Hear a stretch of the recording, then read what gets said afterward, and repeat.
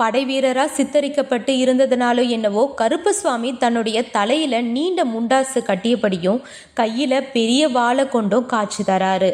அவருடைய முகத்துல பெரிய முறுக்கு மீசையும் இருக்கு. அவருடைய வாகனம் வெள்ளை குதிரை. ஏன்னா அவர் தேவலோக அஸ்வாருடைய தேவியுடைய கணங்கள்ல ஒன்றானவர்னு கருதப்படுவதனால மற்ற குதிரைகள்ல இருந்து மாறுபட்ட குதிரையை உபயோகிக்கப்படுவதா ஐதீகம் இருக்கு. அஸ்வாருடைய மட்டுமே தன்னுடைய சேனையில வெள்ளை குதிரைகளை வச்சிருந்தாங்க. தமிழ்நாட்டு கிராமங்கள்ல சாதாரணமா கருப்பசுவாமி ஆலயம் இல்லாத ஊரே கிடையாது. அங்கெல்லாம் அவரை ஊர் காவல் தெய்வமா போற்றி வணங்குறாங்க.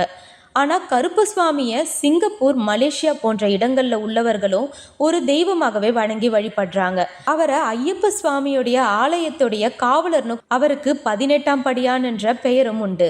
காக்கும் தெய்வம் கருப்பசுவாமி பூஜைக்கு சுத்தமான நபர்களையே அனுமதிக்கணும். பூஜையில் அமர்ந்தவுடன் திருவிளக்கேற்றி வைக்கணும்.